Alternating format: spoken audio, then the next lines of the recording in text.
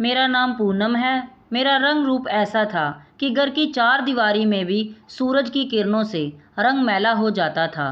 भगवान की कृपा है कि मुझ पर किसी की गंदी नज़र नहीं पड़ी थी। जिस समय मैं इंटर कर रही थी, हम शहर में रहते थे। मैं अपना फेस कवर करके ही कॉलेज जाती थी। वैसे तो मेरे घर में किसी बात की पाबंदी नहीं थी, मैं खुद ही अपनी मर्जी से ऐसा करती थी। मेरे माता पिता ने मुझे ज़्यादा आज़ादी तो नहीं दी थी, लेकिन मेरे ऊपर ज़्यादा रोक टोक भी नहीं लगाते थे।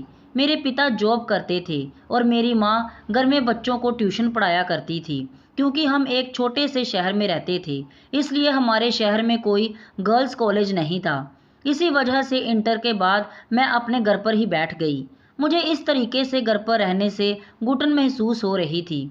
मैं चाहती थी कि मैं अपनी आगे की पढ़ाई करूं, लेकिन मैं पढ़ नहीं सकती थी। लेकिन मैंने अपने पिताजी से ज़िद करके प्राइवेट फॉर्म भर दिया और बीए कर लिया। मैं चाहती थी कि मैं आगे और ज़्यादा पढूं, लेकिन ऐसा मुमकिन नहीं था। इसलिए मैंने सोचा घर बैठने से बेहतर है क्यों ना मैं किसी स्कूल में टीचर की जॉब ही कर लूं। लेकिन इस मामूली जॉब के लिए भी किसी बड़े आदमी की सिफारिश की ज़रूरत थी।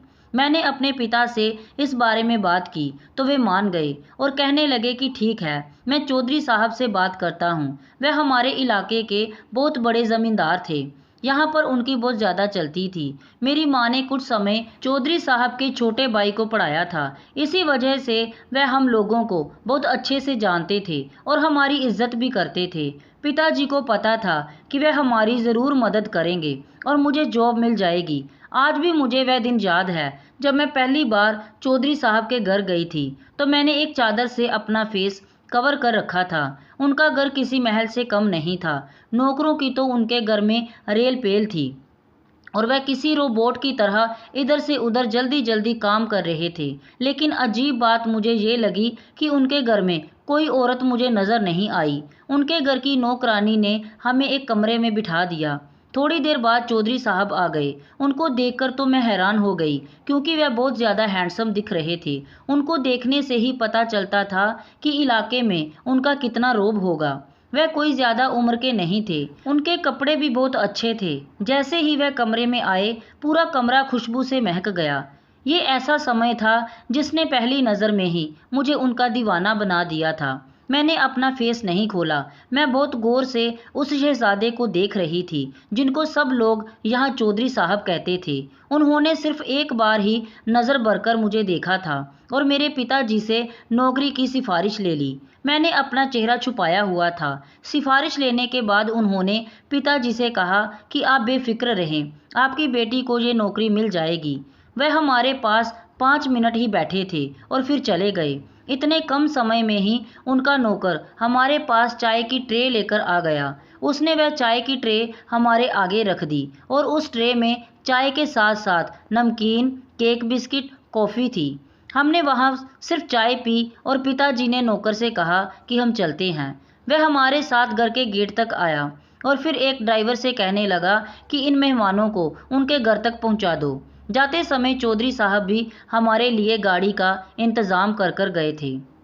शायद उनके मेहमान नवाजी करने का यही तरीका था। उस दिन मैं चौधरी साहब से इतनी इम्प्रेस हुई थी कि मैं बता नहीं सकती थी। सबसे ज़्यादा खुशी मुझे इस बात की हो रही थी, उन्होंने मेरी जॉब के लिए हामी भर दी थी। कुछ दिन बाद मेरे पिताजी ने बताया कि चौधरी साहब ने बुलाया है, तुम्हारी नौकरी पक्की हो गई है। उनके घर के पास जो गर्ल्स स्कूल है, चौधरी साहब ने अपनी एक ज़मीन सरकार को दे दी है। इंसानियत के नाते उसमें एक स्कूल बना दिया गया था। वहाँ एक लेडी टीचर की जगह खाली थी। वहाँ उन्होंने तुम्हारी नौकरी की बात कर ली है। इतनी जल्दी अपनी नौकरी की खुशखबरी सुनकर तो मैं फूली नहीं समा रही थी। अब मुझे पता चल गया था कि सच में चौधरी साहब की कितनी ठाठ है। लोग उनकी तारीफ ऐसे ही नहीं करते थे। जॉब मिलते ही मैं स्कूल में पढ़ाने चली गई। हमारे शहर से ये स्कूल 20 किलोमीटर दूरी पर था। एक बस लगी हुई थी जो सुबह को सारी टीचर्स को और बच्चों को स्कूल में लेकर जाती और छुट्टी के समय वापस घर छोड़कर जाती। मैं भी इसी बस से आती जाती थी और वह बस भी चौधरी साहब ने ही लगा रखी थी। मेरे पिता एक बहुत शरीफ इंसान थे और वह बहुत ईमानदारी से काम करते थे, इसलिए सब लोग उनकी बहुत ज़्यादा इज्जत करते थे। जब मैंने स्कूल में पढ़ाना शुरू किया तो किसी ने इस बात पर कोई एतराज़ नहीं किया।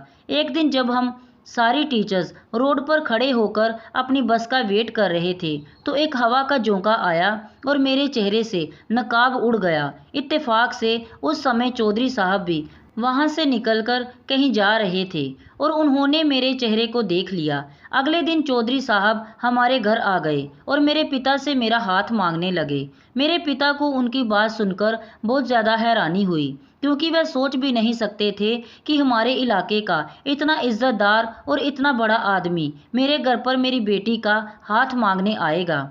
मेरे पिता ने मेरी माँ से इस बारे में मशवरा किया और फिर ये सोचकर हाँ कर दी कि चौधरी साहब से शादी के बाद मेरी तो किस्मत ही खुल जाएगी। जब मेरी शादी चौधरी साहब से हुई तो मेरे रिश्तेदार और मेरे दोस्त सभी मेरी किस्मत पर नाज कर रहे थे। वह कह रहे थे कि अब पूनम मालकिन होगी। चौधरी साहब ने मुझे सर से पैर तक सोने से पीला कर दिया था। उनकी हवेली में बहुत ज़्यादा खूबसूरत और कीमती फर्नीचर के साथ साथ नौकरों की एक बहुत बड़ी फौज थी और बहुत ज़्यादा गाड़ियाँ भी थी। जब मैं शहर से गांव गई तो चौधरी साहब की दुल्हन देखने सारे गांव की औरतें इकट्ठी हो गई। वह मुझे बहुत गौर से देख रही थी और मेरी बहुत तारीफ कर रही थी। गांव और शहर की ज़िंदगी में ज़मीन और आसमान का फ़र्क होता है। यहाँ औरत अपनी मर्जी से घर के बाहर नहीं जा सकती। किसी से मिलना जुलना और कहीं आना जाना बहुत बुरा समझा जाता है। यहाँ गांव की औरतें तो हमारे घर आ सकती थी, लेकिन हम उनके घर नहीं जा सकते थे। यहाँ तो चौधरी साहब के घर की औरतों की आवाज़ भी बाहर नहीं जा सकती थी। हर बात पर ही पाबंदी थी। इस घुटन भरे माहौल में मेरा दिल घबराने लगा, लेकिन चौधरी साहब मेरा बहुत ख्याल रखते थे। यहाँ के नौकर भी हर समय मेरे हुक्म के इंतज़ार में रहते थे। मैं जिस भी काम का हुक्म देती वह समय से पहले कर देते थे। धीरे धीरे मेरे पति की मोहब्बत मेरे दिल में आने लगी और मैंने उनकी हवेली को एक खूबसूरत स्वर्ग बना दिया। मैं इस स्वर्ग की मलिका थी और चौधरी साहब यहाँ के राजा थे। उनकी इतनी ज़्यादा मोहब्बत ने मेरे सोए हुए अरमानों को जगा दिया। मैं पूरी तरह उनकी हो चुकी थी। अब मैं उनके बिना और वह मेरे बिना जीने का सोच भी नहीं सकते थे। चौधरी साहब मेरी हर चीज़ का ख्याल रखते थे, लेकिन इस गांव की पाबंदियां बहुत कड़ी थीं। यहाँ तक कि हमारे घर पर शहर से मेरे कोई भी दोस्त मुझसे मिलने नहीं आ सकता था। अजनबियों की तरह मेरे मायके वाले भी डरे डरे रहते थे।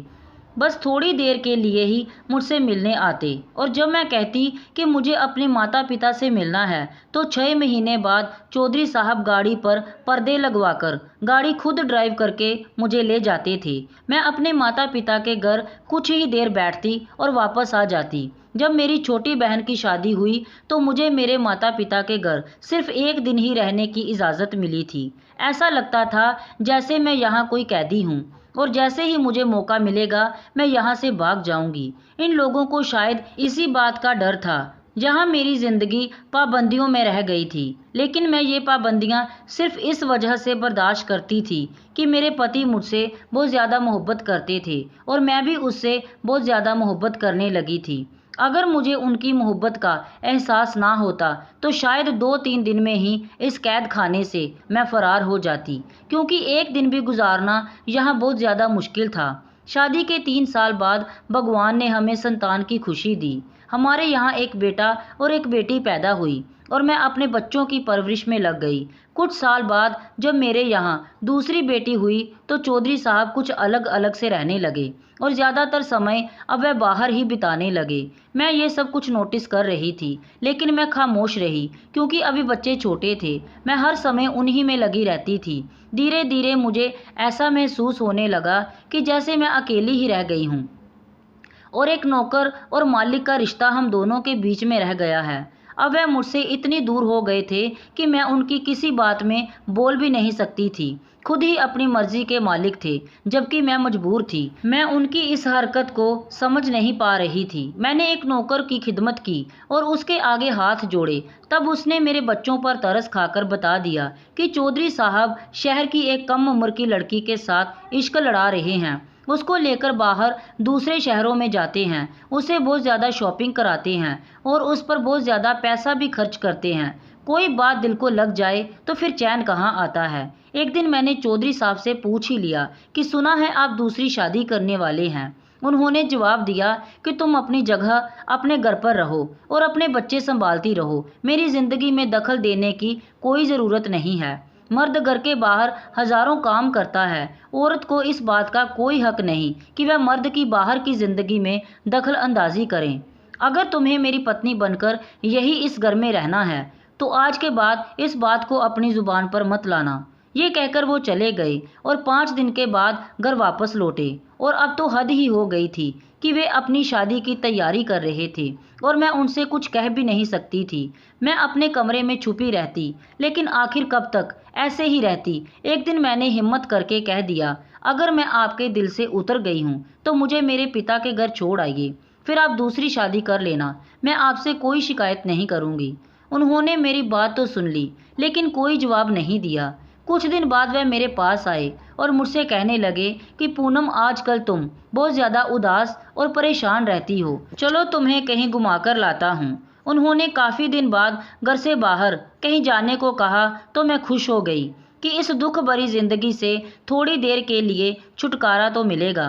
मैंने जल्दी से बच्चों को तैयार किया और फिर खुद भी जल्दी से तैयार हो गई और हम लोग शहर आ गए। जब मेरे पिताजी के घर के पास आए तो चौधरी साहब कहने लगे कि तुम्हें अपने माता पिता से मिले हुए बहुत दिन हो गए, तुम जाकर उनसे मिल लो, तब तक मैं अपने बच्चों को पार्क में घुमाकर लाता हूँ। अपने माता पिता से मिलने की खुशी में मैंने जल्दी से कार का दरवाज़ा खोला और अपने घर के अंदर चली गई। सुबह से दोपहर और दोपहर से शाम हो गई, लेकिन वह मुझे वापस लेने नहीं आए।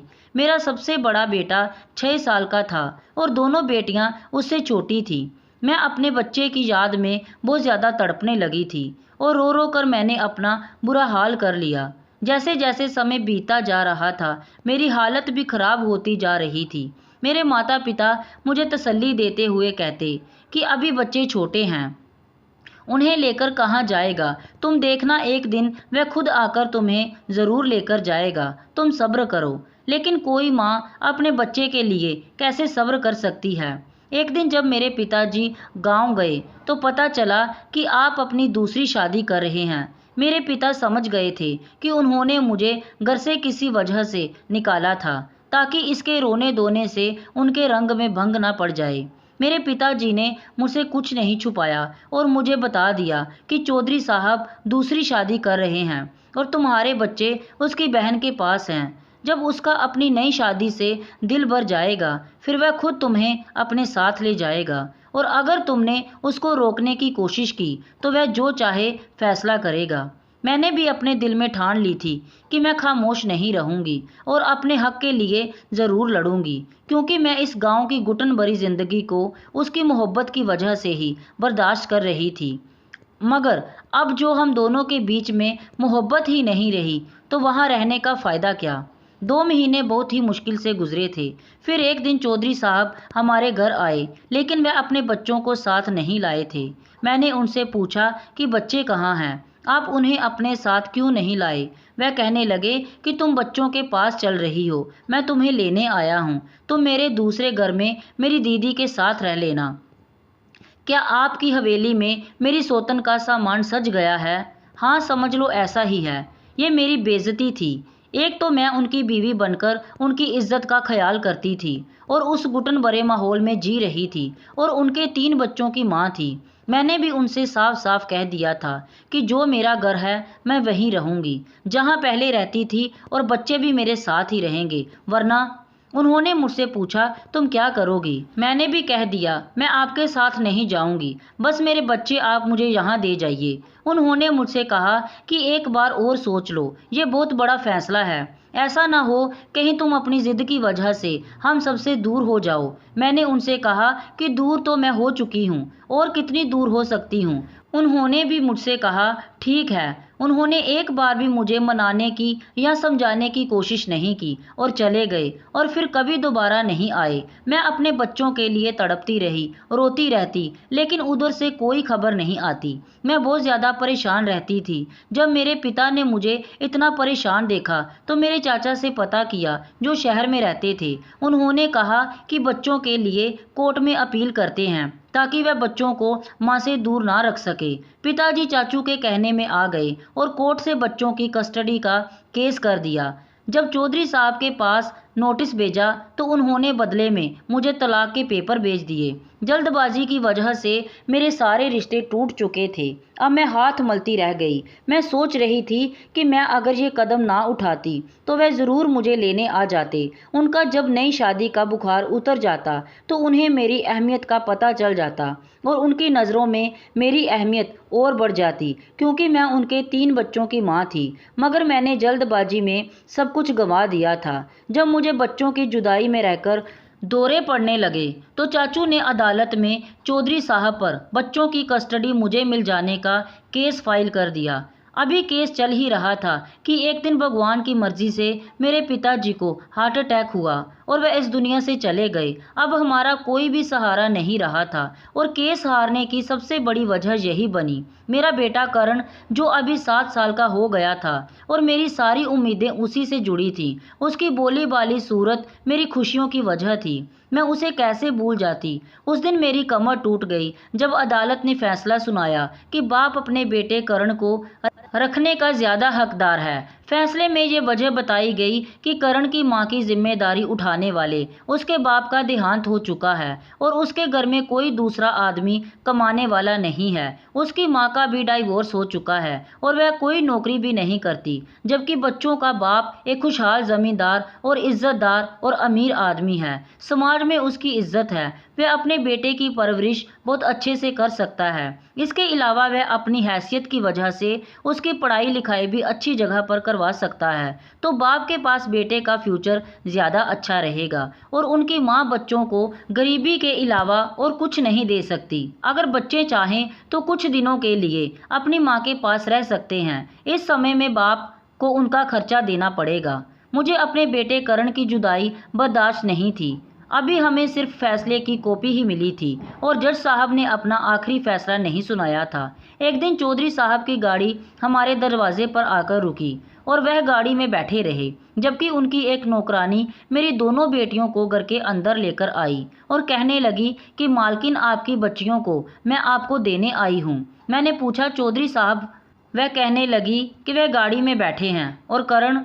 मेरे इस सवाल का उस नौकरानी ने कोई जवाब नहीं दिया। फिर मैं रोने लगी और उसके कंधे हिलाकर बोली कि बताओ वह कहाँ है, उसे क्यों नहीं लाई, जबकि अदालत ने फैसले के अनुसार वह मेरे बेटे को मुझे मिलवाने ला सकता है। मुझे रोता हुआ देखकर वह नौकरानी भी रोने लगी और उसने कहा कि तुम्हारा बेटा करण अब इस दुनिया में नहीं है। चौधरी साहब का और उनकी बहन का उनकी जायदाद को लेकर झगड़ा हो रहा था। बहन अपने हिस्से की आधी जायदाद अपने छोटे भाई के नाम लिखवाना चाहती थी, लेकिन चौधरी साहब ये बंटवारा नहीं करना चाहते थे। इसी झगड़े की वजह से वह बच्चों को उनकी बुआ के घर से ले आए और उनको सौतेली माँ के पास रख दिया। लेकिन उनकी सौतेली माँ उनका ख्याल नहीं रखती थी। एक दिन करण को बहुत ज़्यादा बुखार था और छोटी मैडम ने उन्हें बुखार में नहला दिया और कहने लगी कि बुखार में नहाने से बुखार उतर जाता है। लेकिन उस बुखार को क्या उतरना था, वो तो बहुत ज़्यादा तेज़ हो गया। सर्दी से उस मासूम को निमोनिया हो गया। ये कहकर वह रोने लगी और बेहोश होकर गिर गई। मेरी तो जैसे दुनिया ही उजड़ गई थी। मेरी माँ ने उस नौकरानी को बाहर गाड़ी तक पहुँचाया। चौधरी साहब दोनों बेटियों को हमारे पास छोड़कर चले गए। उसके बाद वे हमारे दरवाजे पर कभी नहीं आए, लेकिन उनकी बहन हर महीने ज़रूर हमारे घर आती थी हमसे मिलने के लिए। उन्हें मेरी बच्चियों से बहुत ज़्यादा मोहब्बत थी। उन्हीं की बहन से मुझे पता चला कि चौधरी साहब की दूसरी पत्नी के तौर तरीके अच्छे नहीं थे। वह खानदानी पत्नियों की तरह नहीं थी। वह हमारे घर के रीति रिवाज को नहीं मानती थी। मेरे बच्चों के साथ उसका बर्ताव भी अच्छा नहीं था। उनका बिल्कुल भी ख्याल नहीं रखती थी। चौधरी साहब उससे बहुत ज़्यादा नाराज़ रहने लगे और जब करण का देहांत हो गया तो उन्होंने उसी को इसका जिम्मेदार ठहराया और दूसरी पत्नी को तलाक दे दिया।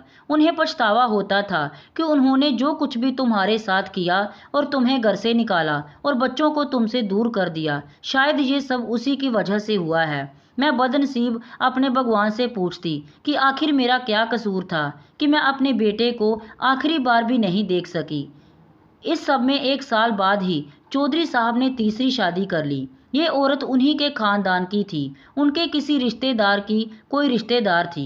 लोग उसकी बहुत तारीफ करते थे और कहते थे कि चौधरी साहब की तीसरी पत्नी असल में वह औरत है जो उनके लिए बनी है। इस औरत के मुंह में तो जुबान ही नहीं थी। उसका दिल बहुत ही अच्छा था और वह सबसे बहुत अच्छे से मिलती जुलती थी। भगवान ऐसी पत्नी हर ज़रूरतमंद आदमी को दे। बच्चियां 12 साल की उम्र तक मेरे पास रहीं। फिर चौधरी साहब उनको ले गए क्योंकि कानूनी तौर पर बस इतनी उम्र तक ही मेरे साथ रह सकती थी।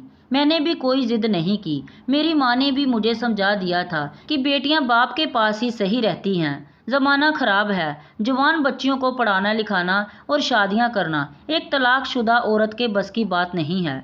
और हमारे घर पर कोई मर्द भी कमाने वाला नहीं था, तो अच्छे घराने में उनकी शादियां कैसे कर पाओगी? अगर इनको अपनी माँ से मोहब्बत होगी तो शादी के बाद ये ज़रूर तुमसे मिलने आया करेंगी। मेरी माँ ने बिल्कुल ठीक कहा था। चौधरी साहब के घर पर उनकी पढ़ाई का इंतज़ाम हुआ और उनकी पढ़ाई होने के बाद एक अच्छे और बड़े ख़ानदान में उनकी शादियां कर दी गईं। वह आज अपने घरों में अपने पतियों के साथ बहुत अच्छे से रहती हैं। आज उनके पास बच्चे भी हैं। उनके पतियों की भी समाज में इज्जत है और एक बहुत बड़ा मुकाम है। वह कभी कभी मुझसे मिलने आती हैं और मुझे भी अपने घर पर लेकर जाती हैं। मेरी बच्चियों को उनके बाप के पास चले जाने के बाद मेरे चाचा मुझे और मेरी माँ को अपने घर ले गए थे। उन्होंने मेरी दूसरी शादी के कई यत्न किए, लेकिन मैंने इनकार कर दिया क्योंकि दूसरी शादी करके मैं अपनी बेटियों को नहीं खोना चाहती थी। अगर मैं दूसरी शादी कर लेती तो मेरी बेटियां मुझसे रिश्ता ख़त्म कर देती। वह मुझसे मिलने को तड़पती रहती और उनके पति उन्हें मुझसे मिलने नहीं देते और ना ही मुझे उनके घर जाने की इजाज़त होती। मैंने अपनी बेटियों से रिश्ता रखने की खातिर अपनी ज़िंदगी की कुर्बानी दे दी। मेरी माँ का देहांत होने के बाद मेरी बेटियों ने मुझे अकेला नहीं छोड़ा। वह मुझे अपने घर ले गईं। मेरी दोनों बेटियों के पति भी बहुत अच्छे थे और मेरे बहुत इज्जत करते थे। दोनों की शादी एक ही घर में हुई थी। ये देवरानी और जेठानी के रिश्ते में बंधी हुई थी। उनके ससुराल वाले भी मेरी बहुत इज्जत करते थे। मुझे अपनी बेटियों के पास आए हुए कुछ ही दिन हुए थे और उनके घर के माहौल में बहुत अच्छे से ढल चुकी थी मैं। मेरे दोनों दामाद बहुत अच्छे थे। उन्होंने मुझे अपनी माँ का दर्जा दिया और हम सब उन्हीं के घर में एक साथ हंसी खुशी रहते हैं। मेरी बेटियों ने और दामाद ने मुझे सहारा दिया। जिंदगी के इस आखिरी मोड़ पर वे लोग मेरे साथ खड़े थे। मैं भगवान का शुक्रिया अदा करती हूँ कि आज मेरी बेटियाँ मेरी आंखों के सामने हैं और वह बहुत खुश हैं। मैंने अपनी ज़िंदगी में बहुत कुछ खोया और बहुत सब्र किया। भगवान ने मुझे उसका फल भी इसी तरह दिया। चौधरी साहब का घर यहाँ से कुछ ही दूरी पर था, मगर वह बहुत कम ही बेटियों से मिलने आते थे। जब कभी अपनी बेटियों से मिलने आते तो बेटियों से मिलकर चले जाते और मैं भी अपने कमरे में चली जाती। मैं कभी भी उनके सामने नहीं आती थी। मैं नहीं चाहती थी कि मेरा और उनका आमना सामना हो। उम्र के इस आखिरी हिस्से में भगवान ने मुझे इतनी ज़्यादा खुशियाँ दे दी थी। इसी वजह से मैं हर समय भगवान के आगे हाथ जोड़ती रहती हूँ और उनका शुक्रिया अदा करती रहती हूँ। दोस्तों, आपको ये कहानी कैसी लगी कमेंट बॉक्स में ज़रूर बताएं। कहानी को लाइक शेयर और अगर चैनल पर नए हैं तो सब्सक्राइब करना ना भूलें। धन्यवाद।